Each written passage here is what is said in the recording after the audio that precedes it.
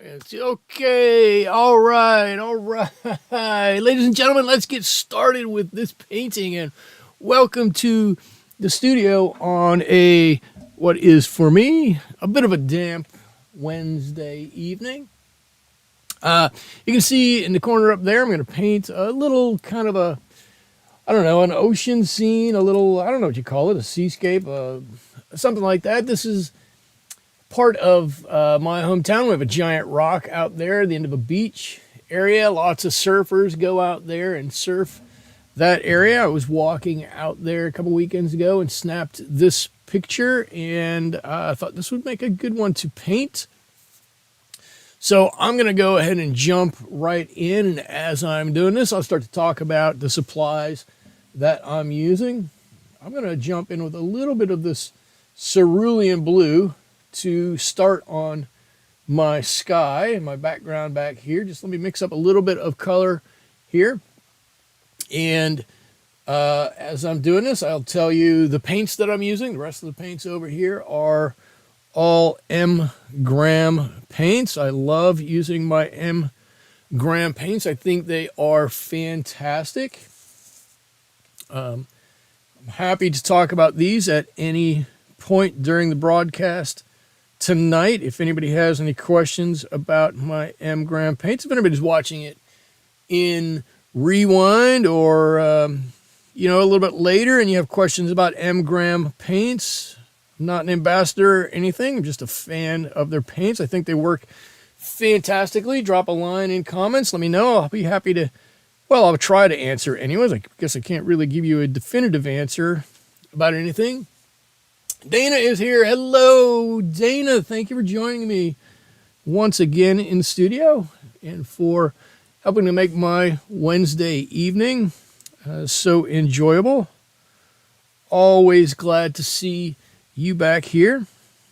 I was just mentioning that this is actually a picture that I took. Some of them are that I paint, some of them aren't really, but this one does happen to be a picture that I took. I go on a walk almost every weekend, almost every Saturday and Sunday from my house down to the ocean, and this area is about, it's about 2 miles from my house, so a nice little walk, not too far. But I get to see this every weekend. If I were to turn, that way in the picture, just turn a little bit off to the right, you'd see a lot of surfers out there in the water surfing away. I've got my sky on here. I like to, because blue can be such a weird color, overpowering for some, I'm going to put my sky on. I'm going to let it dry a little bit, and then I'll come back and I'll put this edge on. I don't want my blue to bleed into any of my other colors down here. I should say that, Dana, you use M Gram paints all the time. They are the best. They're fantastic. They're so creamy and buttery. They re-wet often. They're very pigmented. They're wonderful. They're wonderful. While I'm waiting for my sky to dry up here, I'm going to paint a little bit of the foreground. Just a little bit of it. Oh, I was going to say, the brushes that I'm using, these are a mix of a few different kinds of brushes, or a few different brands of brushes. I think the one I have in my hand is I don't think I ever learned how to say this. It's Balk. It's a Balk brush, which is, not a large surprise, but it's a brush that's made in China, where many, many, many brushes are. It's a squirrel hair brush, and they sent me a number of them to try out just to see if I would like them and let them know what I thought about them. For the most part, I think they're pretty nice. I think I said they're all squirrel hair, birch handles, very nice brushes. And because they're squirrel hair, they hold a, whoa, I don't want quite that much blue there. They hold a ton of water in the bellies of them. It's a lot going on with these brushes. Quite a while, was trying to use all mop brushes, quill brushes like this. They have a cool feel to them, and I like them a lot. And at some point, I kind of got away from using them. And I think it was Liza, loyal viewer on here, who suggested some impressionistic style painting, and I'm glad she did, because it gives me an opportunity to pull all these brushes back out and start using them again. Super happy about that. I get to, kind of rediscover, how and why I liked some of these brushes a little bit. I think that got a little strong in here. Let's hope that settles down a little bit. Probably got a little strong with my color. I think it's going to be fine. Got a couple new users who have joined. Excuse me. If you're new to the channel, please introduce yourself. I like to talk while I'm painting, and I like to have a discussion while I'm painting. So if there's something you want to ask questions about, please go ahead and do that. I'm going to mix up just a gray for these rocks back here. This is just dry enough. Still using this larger brush. Just some Payne's gray. We'll mix a little bit of this ultramarine blue in there. And I think maybe I need to wet that down a little bit more. So what I really like about this reference photo over there, even though it's small, you maybe can't see it as well as I had hoped for some of you, but what's nice is, you get a little bit of seascape painting there. You get a little bit of the land in front of that. The rock adds some interest to this, but you get this bright pop of like cerulean or cobalt color right in the middle of this picture, and it really draws your eye in. I really like that about this. I actually found, this is a little lifeguard shack, and I found where the city stores a number of these. I saw 3 or 4 or 5 of them over in a municipal lot waiting for summer to come back so they can be reused again. And I took a picture of them kind of with the mountains in the background. It turned out to be, quite a nice picture. So I might paint that a little bit too at some point. But it's such a bright pop of color in front of, what is otherwise kind of a gray area here. And I'm going to paint this. You're going to see when I do this, I'm leaving quite a bit of space between the gray in the middle ground here and my foreground. And it's not because I don't want to paint that middle ground. It's because it's where there's a pop of green from some weeds and some grasses growing up the side of this rock. And that's kind of neat because we don't have a whole lot of green around here. Everything turns brown sometime, I don't know, late April, early May. And so the fact that these stay green pretty much year round is a nice pop of color for us here. Okay, so I'm gonna that was a big brush. Actually, I was gonna do a whole little expose on different brushes. That was a number 5. I'm gonna drop down to a number 2. You can see it's quite a bit smaller. I don't know that brush sizes necessarily mean a whole lot when it comes to these mop brushes. I don't know that it means a whole lot when it comes to most brush sizes, but especially for these. I'll show you in a second here that some of these brushes that I have vary so widely in sizes that you might as well not bother to put a size on them, at least not with a single number, anyways.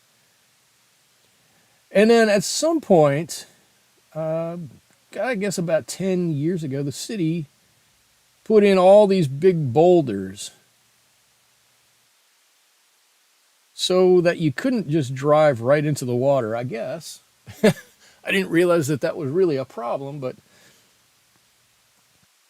so they put in these big boulders, and they also put in some parking, concrete parking ties, some blockers to actually make this whole area down here, which is probably the size of 5 or 6 football fields, to turn it into an actual parking lot down there. So there's some general way that you can park, but these are right at the end, and you can't pull your car any further than these giant boulders that are there.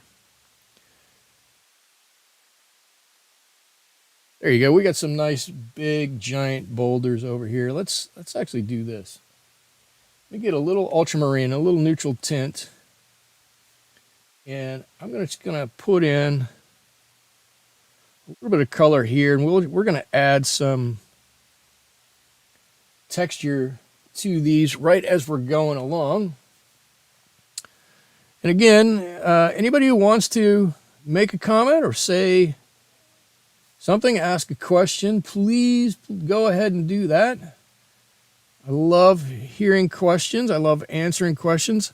I love the interaction that you get in these live streams. That's part of the reason why I do them. So if you've got a question, go ahead and throw it out there. This rock looks a bit ominous right here. I'm gonna try to force myself not to touch that one, and just kind of let it do its thing there. And I'm just gonna move right along in this painting. I've got some green here, and I'm gonna make a nice lighter color green. I'm going to mix in a fair amount of gamboge into my cobalt green. Just get this nice, lovely light green color. I'm going to put this on here. You'll kind of see the method to my madness, or I hope you will. These are just some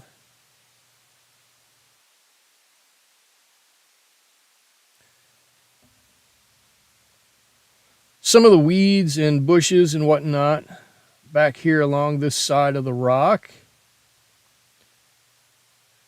The rock is what we all call it. It is just a big giant rock. It's actually, the term has always seemed a bit funny to me, but it's a volcanic cap, or a volcanic plug is actually what this huge rock is. It's one of 7 that dot the landscape around where I live here, and there are, including this one that I'm painting, I believe there are 5 on land, and another 2 more out into the ocean. And it's basically, there was an offshore volcano that is thankfully now dormant, and when it erupted years and years and years ago, this was the remnants of it. It erupted, and this was on the top of it, and then at some point it stopped erupting and the whole plate shifted, and this is what we're left with. So it did that 7 different times, or at least 6 different times. And then this color is going to come down, and this is going to brown out as it comes close down here. We'll get a color that's pretty close to the rest of our ground color here. Something like that. Now, in reality, this fence goes on over here. You can walk up to it. There's a partial wooden fence. There's a partial chain link fence that blocks your access to part of this, so you can't get too close to the rock or the water over there. Yeah, I think I got that close enough. Something like that. Doesn't matter. Susie's here. Hello. The Iceland volcano, one of them over there. Do you know the name of it? The last one was named something or other. I know. Excuse me. Talking this much really drives my throat out. I know that Ayov Godar Sniff, whatever the name of the one that blasted off, I don't know, almost 10 years ago now. I know that name was about this long. I don't know what the exact name of it was. Let's hope for better results this time. And by that, I mean maybe it's not going to stop air travel and everything like that through Europe and the United States, I guess. I guess it stopped air travel here to some extent because we couldn't travel overseas. I'm putting on just a bit of color for the ocean here. And I'm going to paint basically around my little figure. I could probably paint over most of him, but I want to leave his head. I'm going to try to go around everything. Let's see. I'll go over his pants. I'll paint over his pants. I'm going to go around everything else. Oh, I see something I just missed already. The bottom of this rock. This is water under here. I did this. I actually practiced this painting. It's been a while since I've done this type of painting, and I practiced it for a while, 3 or 4 times, something like that. And I forgot to. I did exactly this on a couple of them. I forgot to paint the bottom of the rocks down here on a few of them, so I think I'm going to be able to come back and put that in. I mean, it's basically just some basic gray colors. It's not that big of a deal. Sometimes that happens. It is a little it's a little hard sometimes to try to talk and to paint at the same time. I want to talk about what I'm painting, and I want to be interesting about what I'm painting. Oops, I almost put my brush in my lemonade. And I want to pay attention to what I'm doing, and sometimes it doesn't always work out that well.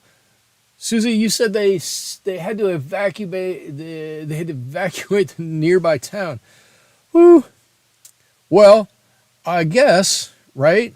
Let's look at the good side of that. If they evacuated the town, then we can assume that at least those people are safe, right? That's a good thing. And now I've kind of painted over some of where my blue is going to go. I'll get it right one of these times, I promise. All right, there we go. Instant rocks. It wasn't hard. It's mostly just a dull gray color there. We're going to come back and we're going to add some life to these rocks. With any luck. It's on the Reykjavik Peninsula, and it doesn't have a name yet. Okay, interesting. Interesting. That's one of the... Iceland is one of the only growing countries in the world. I know that. It's growing quite quickly. Okay, so here's what I'm going to do now. I'm not going to do it quite yet, okay? I'm going to say, what I'm going to do right now is I'm going to show you some other quill brushes that I have. And there's a bit of a variety. There's some interesting things on some of these. And yes, I'm just kind of stalling while this is drying, right? So these are the ones I picked out to show and to talk about. And this is the one from the company of the ones that I'm currently using. Bylk, something like that, right? And you can see it's got a short handle. It's got a copper wire wrap around the plastic and these squirrel hairs, right? That's a size 12, but check this out. This is one from Princeton, right? Brass wire twists here, a longer handle, and it's a size 8. I don't know if you can see it. That's a size 8. This is a size 12. And they're a little different, but they're not that much different. Right? And look at this one. This one is a size 6. Right? This one happens to be a faux squirrel hair. Oh, Natalie is here. And you're saying YouTube did not want you to find me. Oh, I'm sorry about that. I'm just looking at some brushes while I'm waiting for this to dry. Some of the differences in the handles, right? This one is I believe it to be birch handle, short handle. This one, I don't actually know what the wood is, but it is wood. It's quite a bit longer, you can see. And then this one, I actually like this brush. I have this whole set from Art Secret. This is a plastic handle. There's no wood. Susie, you wonder why brush sizes aren't standardized. I do too. I have no clue. Now look at this one. Sorry, this is from Danube. And this has got some differences to it too. It's a plastic handle down here, brass wire holding it on. But the kind of like this Princeton one, the brushes or the bristles are a lot longer, right? And this is a size 14. A 14, and that's clearly smaller than this size 6. I should put these other ones down so you're not getting confused, right? So I have no idea what's going on with the sizes. Now, I know that this one has long bristles because I have its baby brother right here. And look at how long the bristles are on here compared to the ones I'm using. Oh yeah, and here, this is a good one too. This is also listed as a size 6. And this is listed as a size 1. And as far as I'm concerned, they're pretty close. But this has got the super long bristles on it too, which is funny. And then I've got one like this, which has no wire wrap on it. Completely synthetic bristles. This is made by Rubloff. Actually, Rubloff is a company I really like. They are a Russian brush maker. And instead of wrapping on the outside, you can see where they've tied that the bristles with twine or with string on the inside of the plastic wrap, and then put it on. And again, this is a plastic handle on it. But a whole host of different brushes and different lengths and different colors and different wraps and everything. I've got a red one here. This one is from Transom Art, another Chinese brush manufacturer. This one isn't quite as well made as all of the wraps here seem to be at odd angles, but you know. And then I've got like this one from Princeton and this one from Princeton are the same. They're both Neptunes. This one's an 8 and this one's a 6, and from my mind, these are exactly the same. I don't know. I can't figure it all out. It's kind of a mess. Yeah, I mean it is what it is, but right, we'll deal with it. Okay, so what I want to do now is step away from my. I hesitate to buy mop brushes since they tend to be so expensive and the sizes are so unpredictable.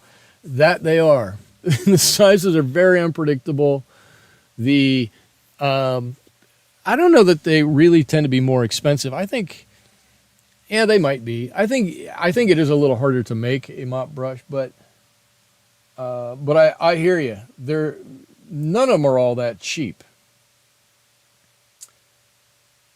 Some of these I was lucky enough that they were sent some of them to demo and some of them not. This is one that I was not. This is a Da Vinci size 0. I very much like this brush. It came 2 in a set, a size 0 and a size 4. I love the size 0. I can't stand the size 4 on it, and I'll tell you why. The bristles on it are like this one, only it's about this size. This one's a size 2, but my Da Vinci may be a little bit bigger than this. But the bristles here are like twice as wide. It almost looks like a light bulb. It's so wide. So there's a lot of variability in brushes for sure. Okay, so this is what I'm going to do. I'm going to get some color on this. Maybe a little brown, a little ultramarine blue, and a little neutral tint or Payne's gray on here. And I'm going to start to put in some of these crevices on the rocks. And you could do this, lots of different ways. This is one way that I think works pretty well because you can get in and define the shape of the rock really easily with this, and it makes a pretty dramatic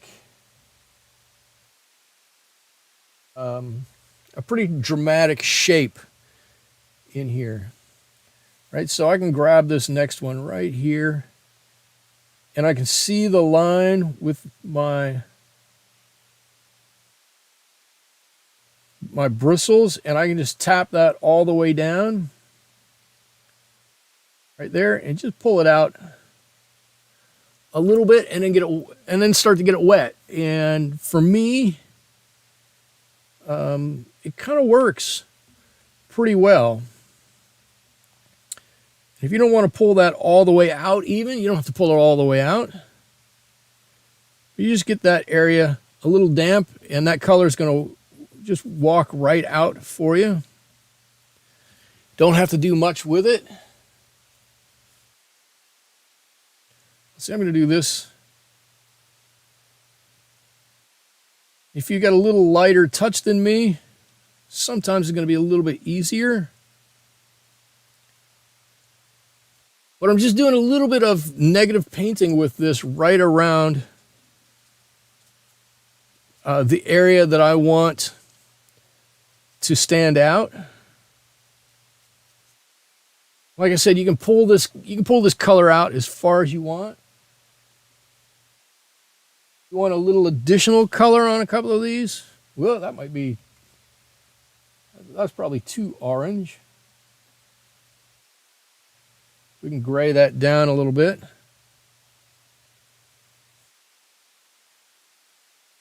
Right, we can start to throw in a little bit of color here and there. And when you pull it out, you're gonna get some really nice colors. Like I said, that might be a little yellow or a little orangey for me. I'm going to drop in just a bit of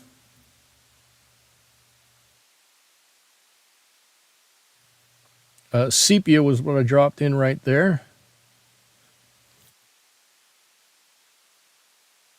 Gotta make sure my brush is super dry. Feel like I feel like I'm really rushing here all of a sudden. I don't want to do that. Just want to let you know I really feel like I'm rushing all of a sudden. I don't have a reason for that. This down. I think on my practice ones, I did this on a couple of these cracks and crevices and craggy areas, and then kind of let it sit for 20 or 30 minutes until everything dried up, and then went and did the next one.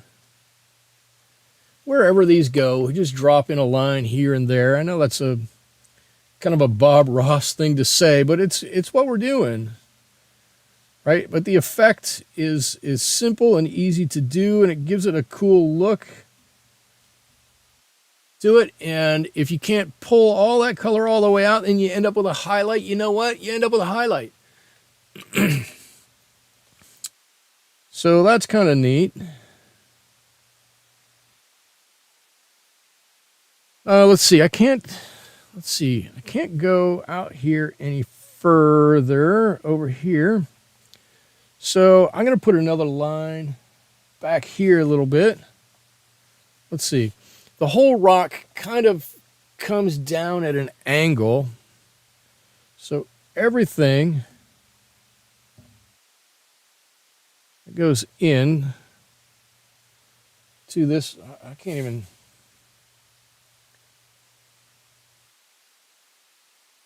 kind of comes down like that. Let's pull that out.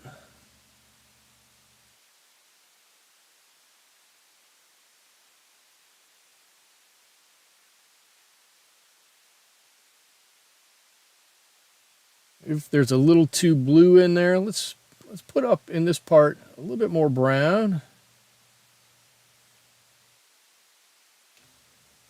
Oh, I'm a little off camera. Well, nobody mentioned I'm off camera. Just looking, I don't know what happened this evening. There's fewer people watching this evening than normal.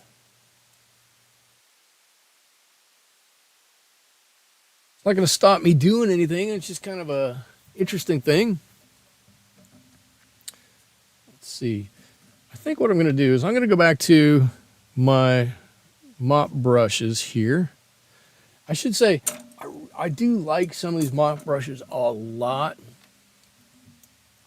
My only trepidation with them is that the squirrel hair sometimes is really soft, and sometimes it's a little hard to just be delicate enough to get into all of the places that you want to get into.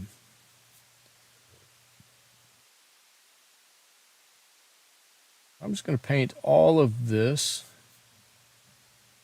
Right, and this is just going to be a mix of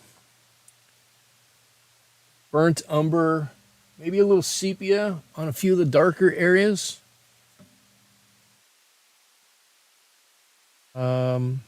Burnt umber, yellow ochre. Maybe we'll toss in a little bit of this cadmium orange. Is that cadmium orange? Not cadmium orange. Azo orange. I'm sorry. Azo orange. I just want this wood to get a nice woodsy color to it. It doesn't need to be all one color at the moment, or one value, one hue, one anything. I just want to get the color on it, and we'll start defining it, what it is and how it looks in more detail when we come back a second time. jumping around a little bit because I want this area up here. I want these rocks to dry up there a little bit before I start to do too much with them. And this is, this is the stuff that everybody can do.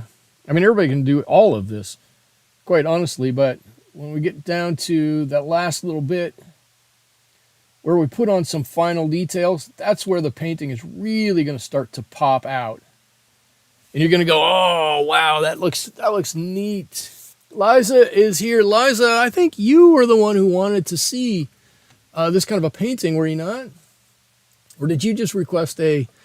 Oh, first of all, welcome, by the way. I'm glad to see you're here. Or did you just request a landscape painting or something like that, and I kind of jumped to this? I don't remember how that all went. But regardless, I'm glad you suggested it. I'm giving you the credit for it. I think it was you. Uh-oh. Natalie, did you try the live tab on my page and it didn't work? Or it did work?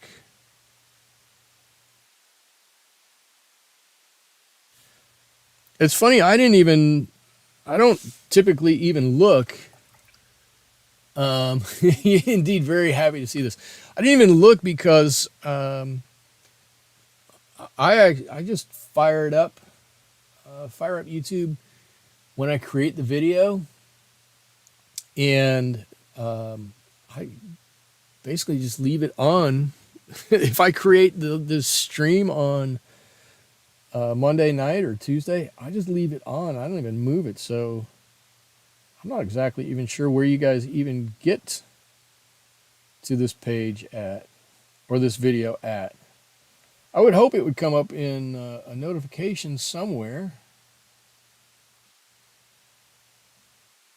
All right, here's what I like. I love that right in the middle of this, right, we've got this dull gray behind. We've got this kind of woody color in front. And then all of a sudden, you've got this giant pop of color right in the middle of this page.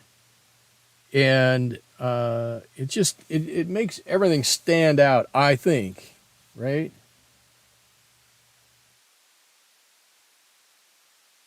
I'm just trying to drop in a little bit of color here. Got it. There's a little lifeguard stand here. And then I'm going to come back with a little bit of, what is this? Neutral tint. A little bit of neutral tint. And I'm going to see if I can just drop in a little here and a little there. Maybe we'll change the color a little bit to darken up this shadow side over here. If it runs out a little bit, I'm okay with that. I'm going to be okay with that. I'm telling myself it's going to be okay because it's not supposed to be a tight painting. It's an impressionist painting, and I've got to let it do what it's going to do a little bit. So I'm gonna try. I think the color got a little dark. I'm just gonna take just a slight amount off of that. The value is a little too much here. Okay, I think that's good. I'm gonna leave it at that. Right? So you're gonna have this bright pop of color right there, and then it's gonna be like, wow, we got all this other stuff, and then poof, right in our face. All right. So I'm gonna keep bouncing around here, and I'm gonna talk about it while I'm bouncing around. I'm gonna mix up a little bit more of this green, and I wanna put some of it around these rocks behind here. I'll leave some of that color underneath for a little bit of highlight. But I want to get some extra color in here. Right? Not only do we have a little bit of shadow that will be coming off of some of these, but it's going to help to give a little bit of texture to some of this hillside up here. A bit more green than that. Maybe not quite that much. And this really is, I should say, this rock out here, I'm painting the bit that you see, where am I at?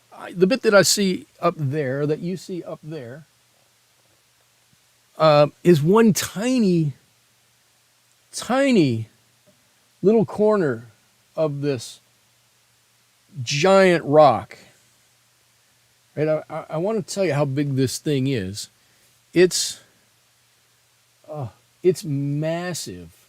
Okay, so back in the 40s and 50s, the Army Corps of Engineers,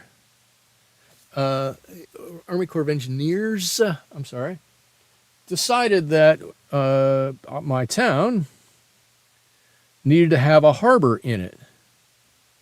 And so what would they do? What would the Army do? Oh, they created a harbor.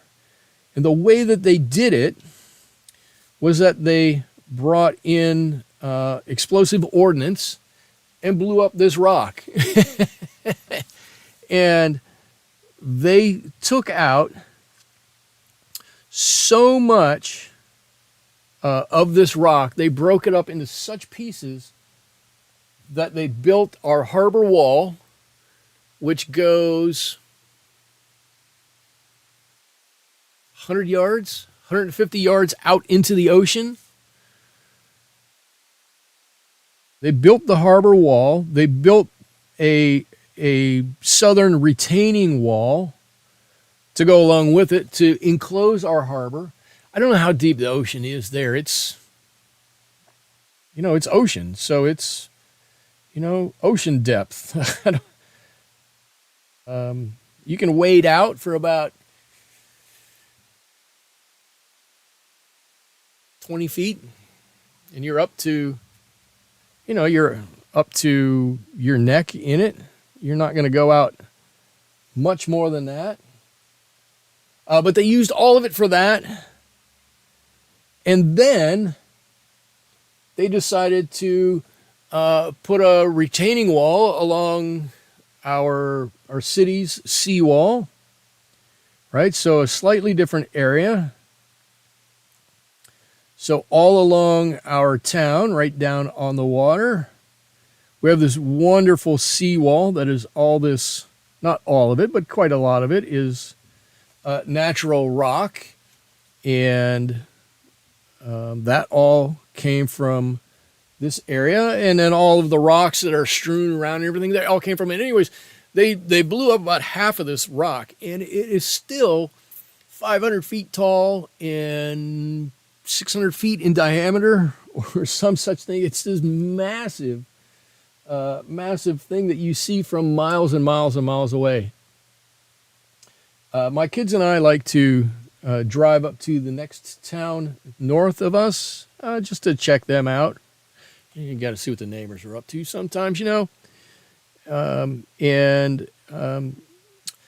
we're a good 10 miles away, and this rock here, this rock still dominates the skyline of the surrounding area.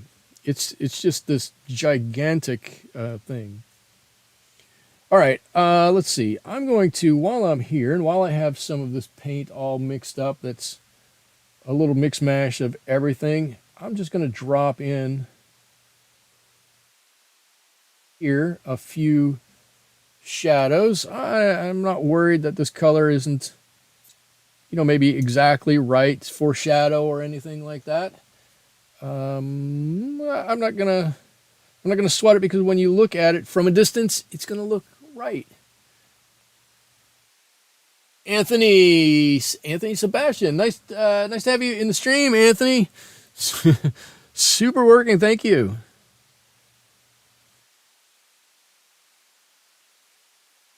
Anthony, if you've never been here before, thanks for making a comment. If you have a question about anything, please ask. one of the reasons I do the live stream, or this live stream, is that I enjoy the interaction with everybody. It's a fun thing to do. I hope that some of you, anyways, get some good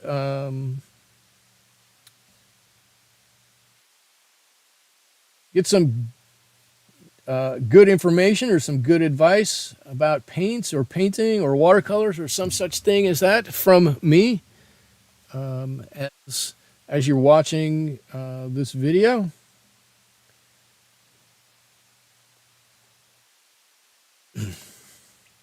Got a few. I'm gonna put some dark right up under here too. Let's do that.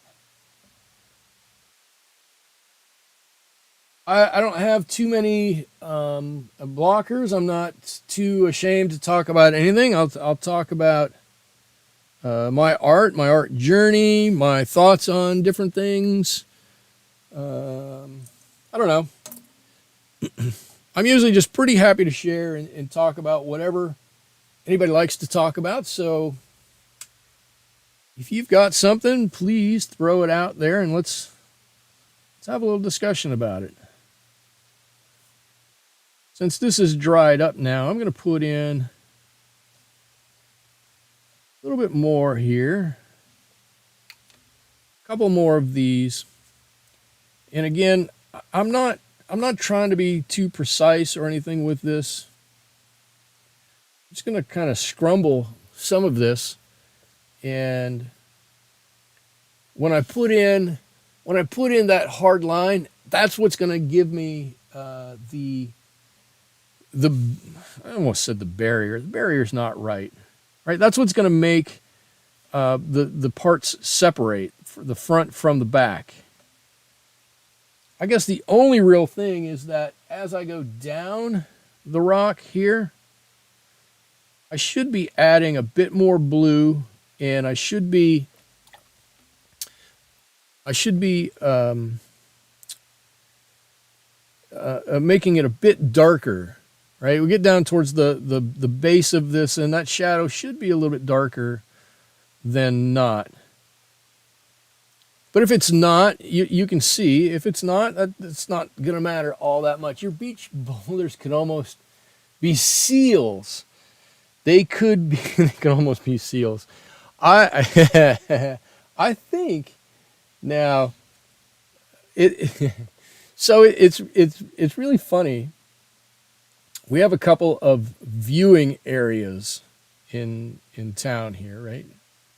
For seals and sea lions and the like, and otters, right? Everybody loves to come and see the otters. the otters. So there's a restaurant. Kind of our main road is called the Embarcadero, and there's a restaurant kind of at where the end of the main strip of the Embarcadero is, and it changes from being shops and restaurants and whatnot into more of a working area. Right, the little store is called, or the little restaurant is called Giovanni's, and they sell fish out of there, of course, and other things. If you do come to my town and you go to Giovanni's and you get their fish tacos are fantastic, but be prepared to wait about an hour in line to get to them because everybody wants them. Okay, editorial. So there's a dock offshore about, I don't know, 50, 60 yards, something like that the city has erected so that the sea lions can go on them and not bother anybody else, because if the sea lions were left to their own devices, they would get on the docks and they would probably get on everybody's boat and they would make a big giant mess and everybody be unhappy. Well, cool. The city thought about it and they've tried to remedy that situation by building this dock out there. All well and good, right? Perfect. there's a place in the tourists will stop and they'll take pictures of the sea lions. You know, they'll zoom in with their cameras or their phones or whatnot to get these pictures of the sea lions out there on that little dock that's in the middle of the bay. But if you know about it, there's a place right by Giovanni's, right by this little fish market, that the sea lions will come and they'll get up on the rocks like these and they'll just sit there and sleep there. And if you don't know, you'll just walk past. So I was walking up and down the seaboard. It could have been on my way back from taking this picture, actually. And I'm walking and I'm looking in the water, and I'm actually trying to count the sea stars that are out there. We have these beautiful bright orange sea stars that live in the water here. They're lovely to see. And so I'm leaning over the railing, you know, looking, and I'm walking down the way, and I'm looking like this. And I lean over, and this guy picks his head up. He puts his head like a foot in front of mine, and it scared me. I jumped. I'm like, whoa! Like, I didn't mean to do that. Let's see. What does everybody say? Dana, your painting looks great. How long have you been painting watercolors, and are you self-taught? Okay, I'm going to get to that. Michael, I'm a nut for fish tacos. Oh, Eliza, I'm with you. I love fish tacos. Wouldn't eat them for years because it sounded icky. It does. You're a fish taco addict. I used to live down in the Los Angeles area, and there was a place called Rubio's, and Rubio's had fish tacos. Man, I would go to Rubio's fish tacos like twice a week, 3 times a week to get their fish tacos. Dana, how long have I been painting watercolors? So this is actually a kind of a funny story. And while I'm telling you the story, I'm going to tell you what I'm going to do is I'm going to add some texture to my ground area up here. And I think I can do that and finish that while I'm telling you the story. So long about 2002, somewhere in there. I'll tell you how long I've been painting watercolors. I was working a job as a lab manager at Long Beach State University. And I would come home at night and I was just kind of exhausted and tired of everything. And I didn't necessarily want to, sit in front of a TV or, get on my computer. I certainly was not in a mood to just get on my computer and do a whole lot. I definitely didn't want to do that.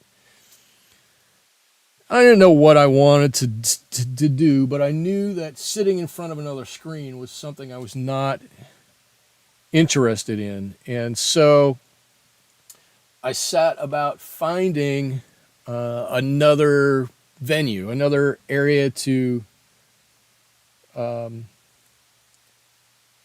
do something, right? That's what I'll just say. Right? I was looking for something to do that was not digital. I guess that's the best way to say it, right? What can I do? It's not digital. It's going to get my eyes to stop looking at a screen, keep me interested in and whatnot. And so, I worked at a university. I was walking past, I walked past art displays all the time while I was there.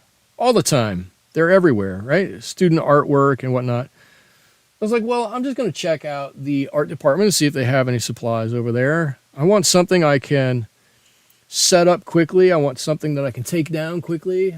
If I want to paint at home, the only place I'm going to have to do that is on my kitchen table. I don't want to have to leave something up for days and weeks, like oil painting.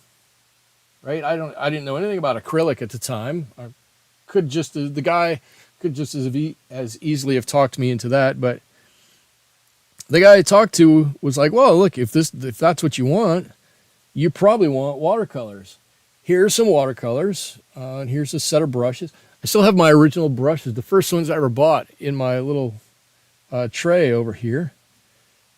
And I went, cool, I'm going to give it a shot. So he sold me some Winsor & Newton brushes. He sold me some Winsor & Newton paints, and I don't even know what kind of paper it was. Probably Strathmore paper would be my guess.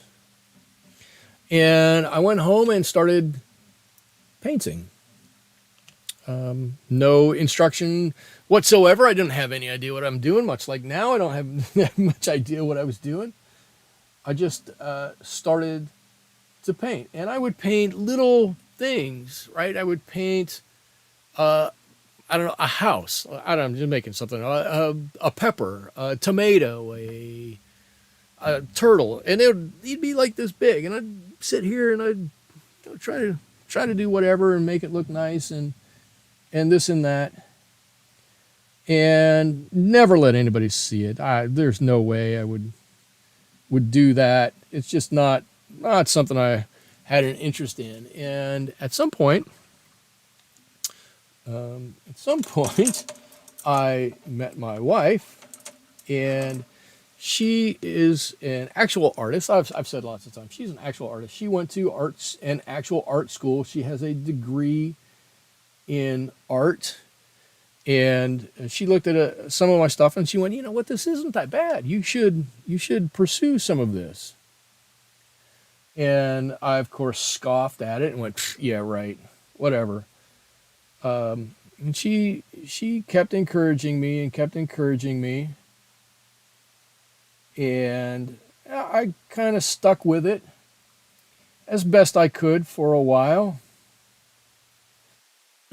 And kept plugging away and plodding away, and I'd watch videos here and there. I'm sure I've talked about joining PMP Art, right? That art group that will help you learn how to paint. Really supportive. If anybody wants to join, it's PMP-Art. It's a group of people who've come together just to promote doing art for art's sake.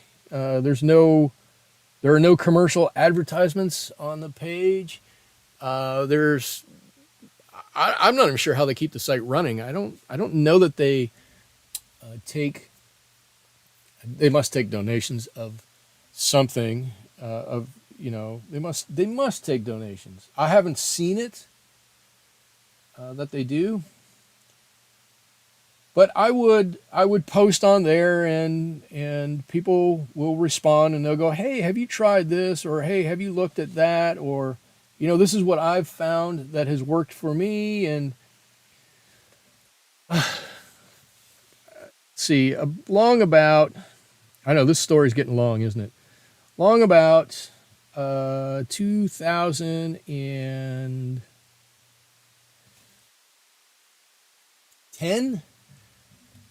somewhere in there.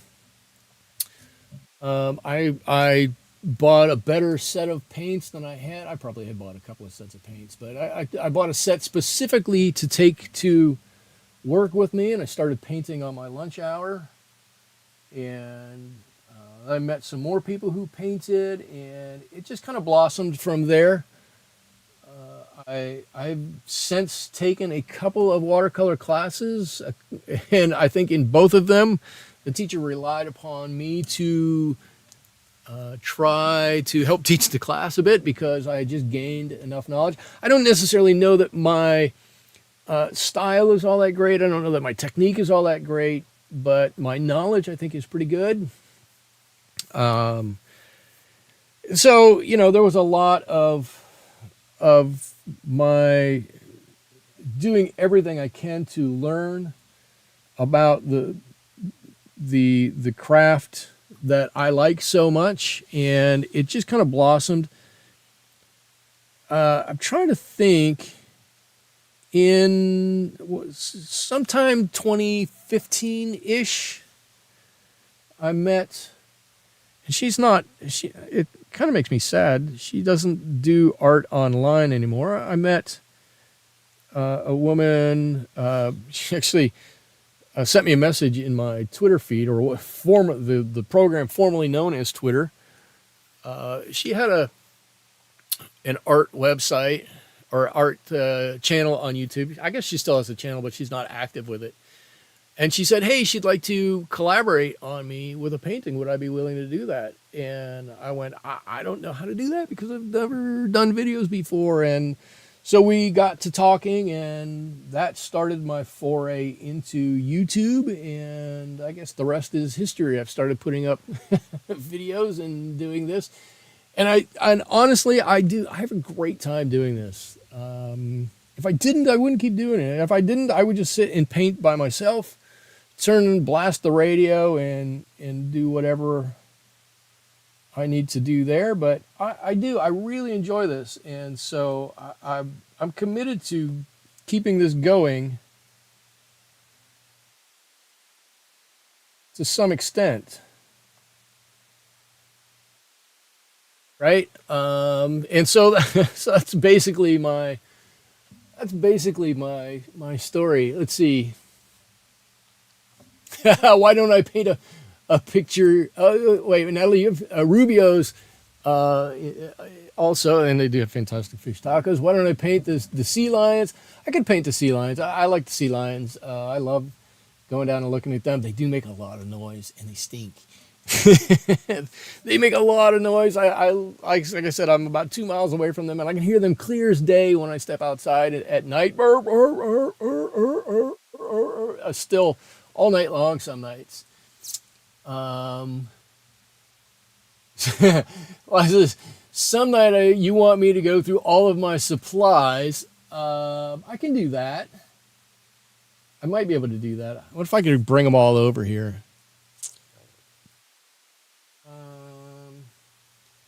Maybe I'll do that on like a Saturday or something like that. If you have an interest in that, maybe I'll do that on a Saturday, so that when I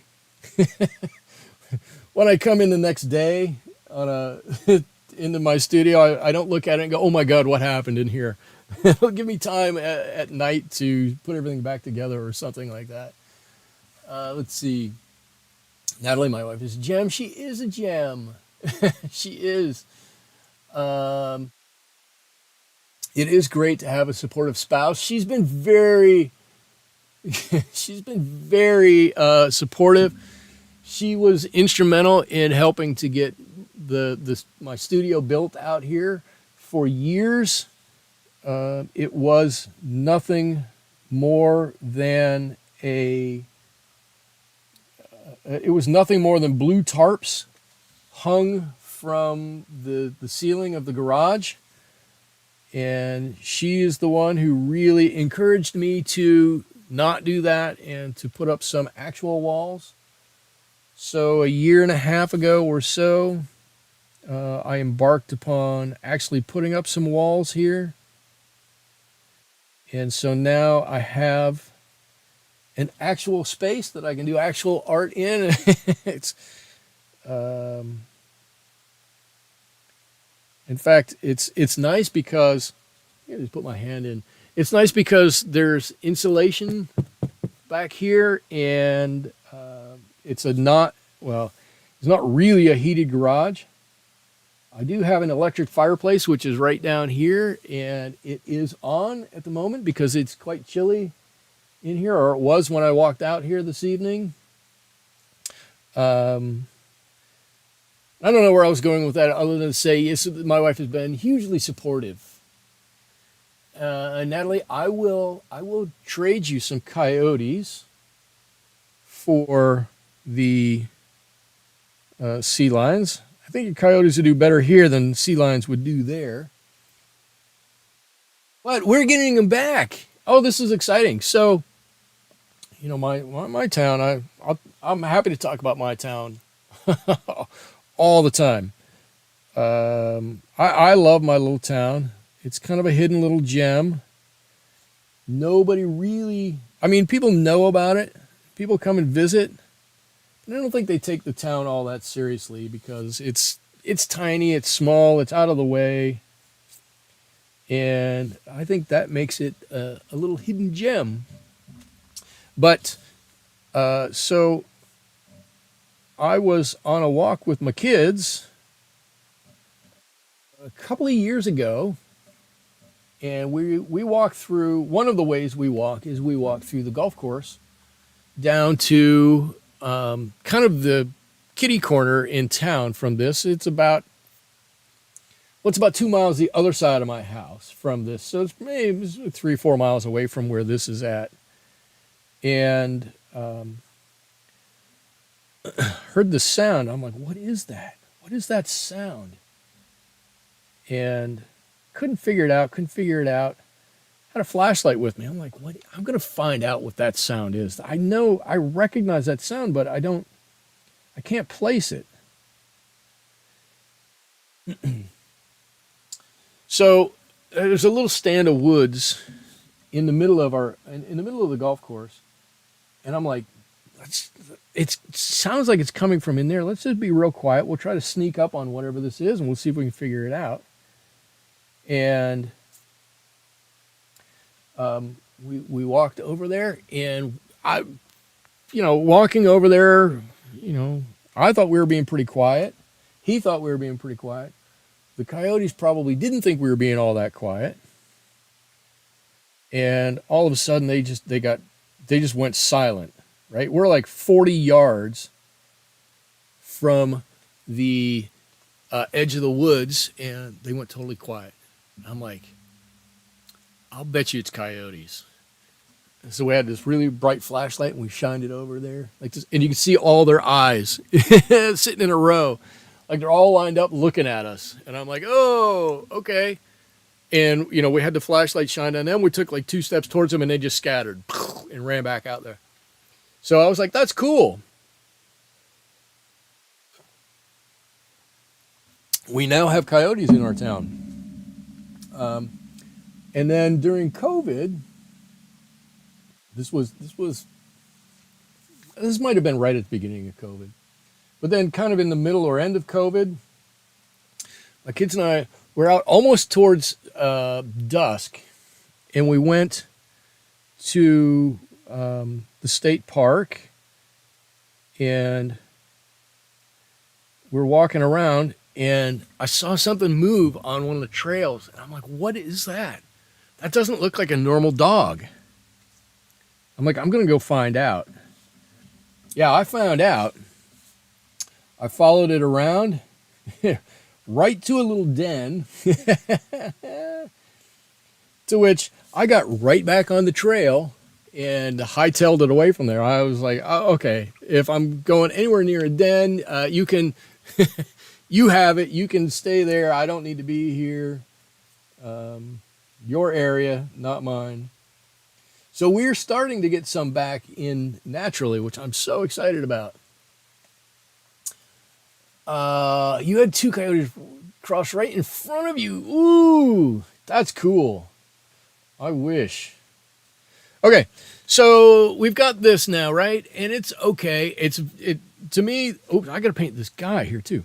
To me, it's looking good. I want to do a couple things though, right? I don't like how smooth the rocks are back here.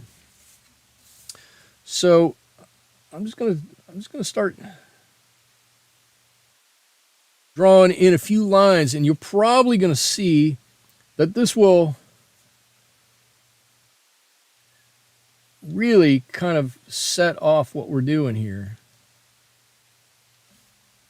Right? You give a couple of good lines in here the way they I don't know the way they should go. I don't know that that's the right way to say it. But it's going to start adding to this picture, and it's going to make it seem as though there's a lot more going on here. Already you can probably start to see.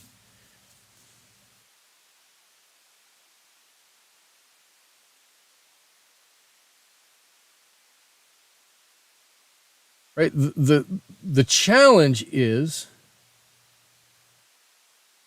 that you can't do too much, right? You got to find whatever that balance is. Whoop, some stuff rolling away here. I want to stay over their brushes. Is there an amount of these lines that make it look too funny? Is there a number of them that make it look right? I don't know the answer to that. I'm just saying these are some of the things that as you're putting some of these lines on, give some of this dimensionality that you have to think about. And I'm just going to rotate this a little bit and adjust the colors a little bit here and a little bit there. If I need to make some darker areas back here, hope you guys can see what I'm doing, then I'm just going to make what I think needs to be some darker areas. And so be it.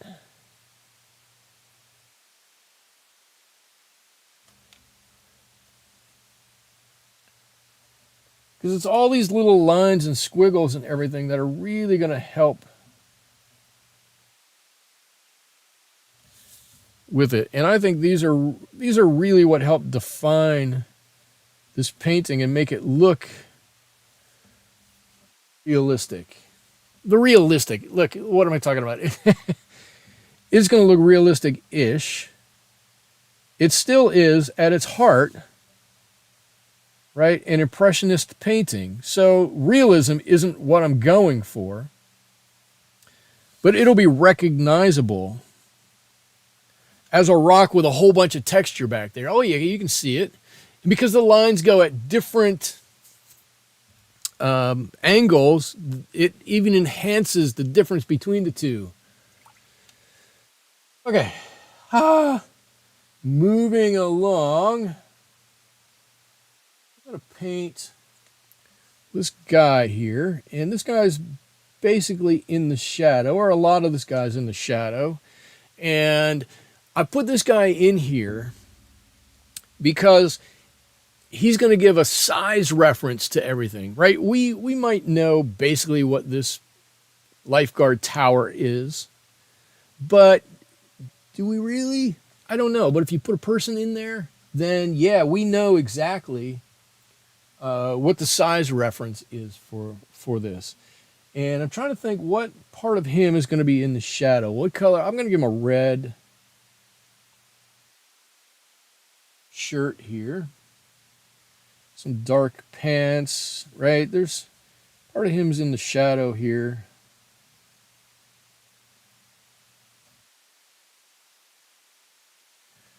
Something like that. It's going to come up. Maybe I'll give his pants a little bit of a blue tint here. And I'm going to give him a little extra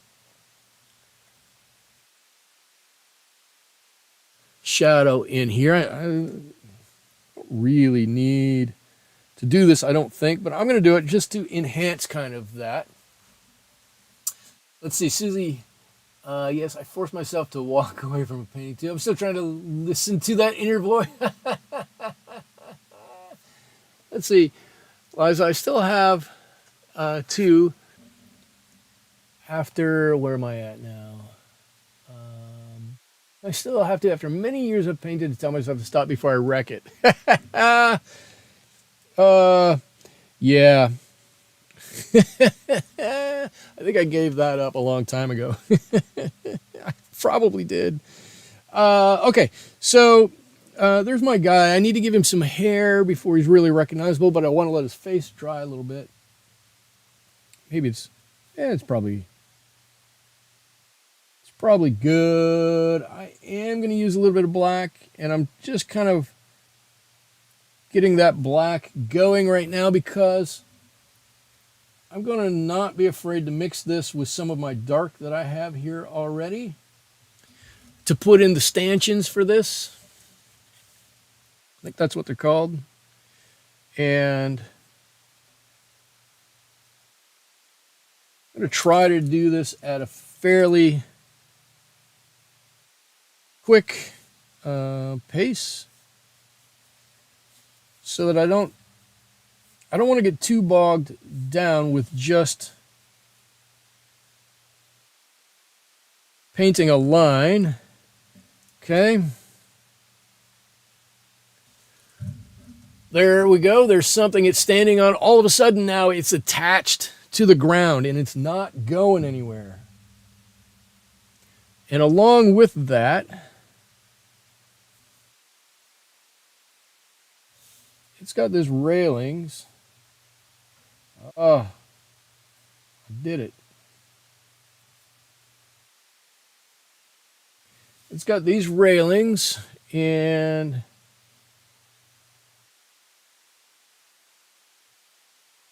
got some railings here.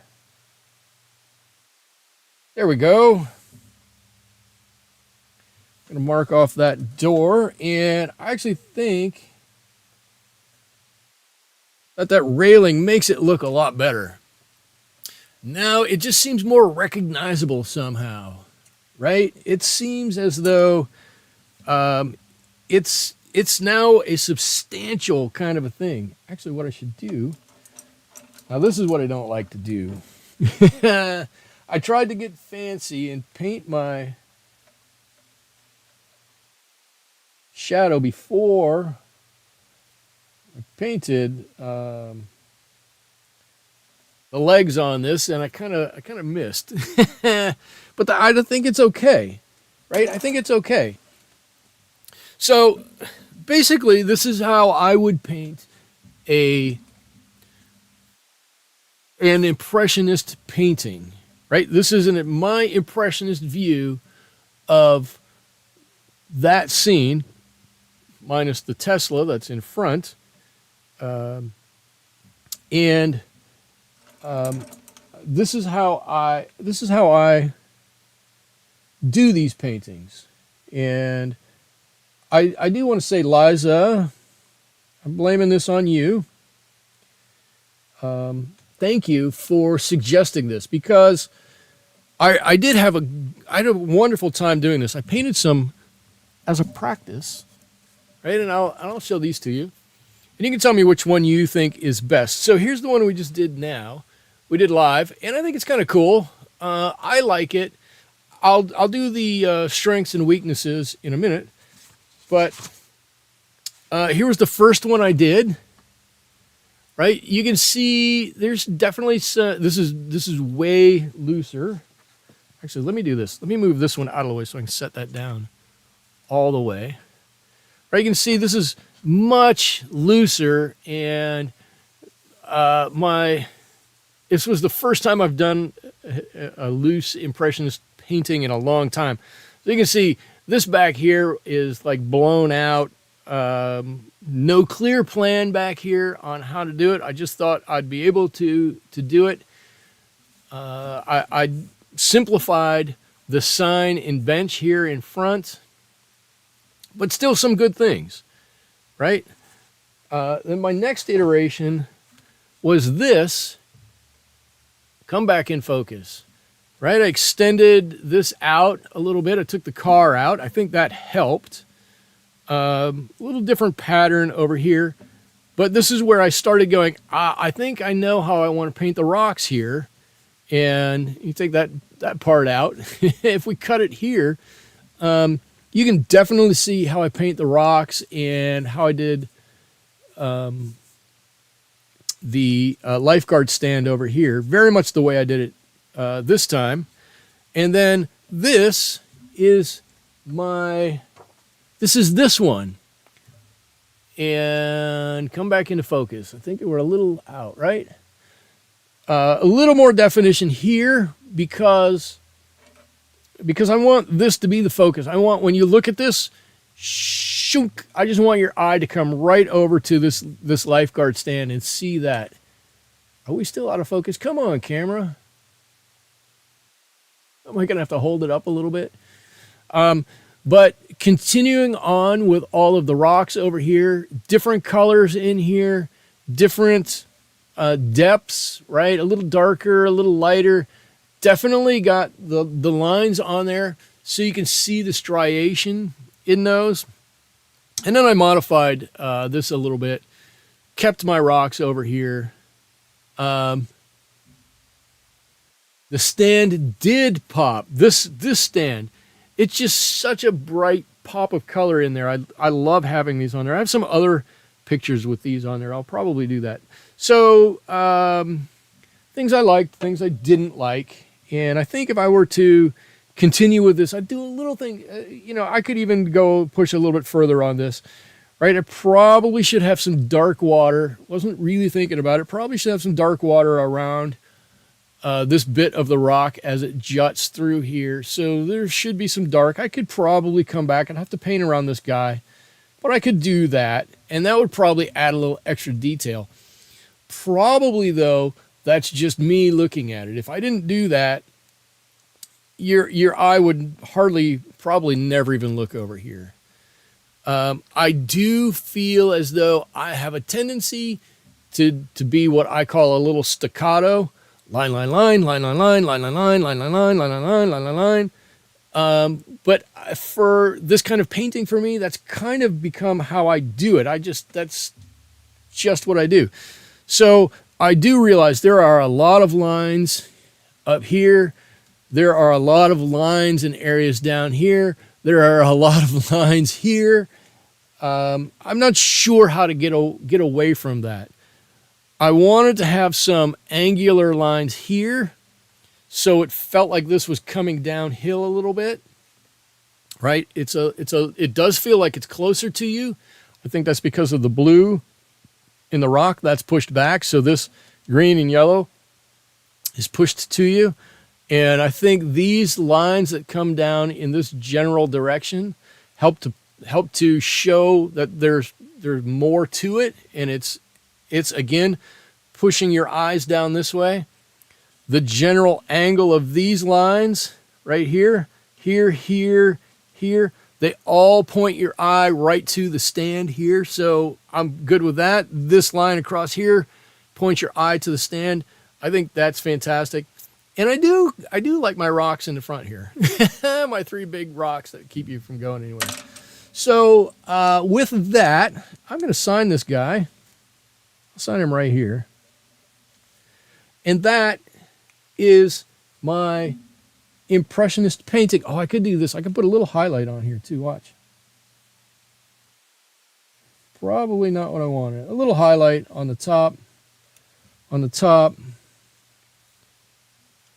A little here, a little there. Just to show that there's some highlight there. There you go. So that's it. That's how I do my Impressionist painting. I actually like this painting. I was a little dubious when I started on my first one. The second one, I got a little better. This one, I think I can knock this out of the park. I felt like a little rushed a little bit in the middle of it. I think I said that. But I think it turned out great. I really like it. So Natalie's saying, see you all next week. I hope to be back next week. I will have to let you know I have family coming into town because next week is Thanksgiving week. So I'm not sure how it's going to go. I think it's going to fly. Like I said, I might have a special guest out here, like like my mother or something, and she'll be able to talk on here. How hysterical would that be? But we'll figure something out. I'll probably do another one along this line, something else from my town, maybe another Impressionist painting. I think I'm going to stick with the Impressionist stuff for a little while. I think it's fun. I had a great time. Liza, thank you so much. Natalie, Dana, Susie, who else was here? Somebody else was here. Nathan, is that right? Nathan. Anthony was here. Susie's here. Everybody, I don't know, whoever else was here. I'm sorry, I can't read them all in line. But thank you all for helping to make my Wednesday evening, fantastic once again. I hope to see you all next week. I will post probably on Monday what I'm going to do. Thank you all. Until then, have a great rest of your week. Have a wonderful weekend. And if you're not able to make it next week, or if I'm not able to make it, happy Thanksgiving. Oops. Until then, bye-bye.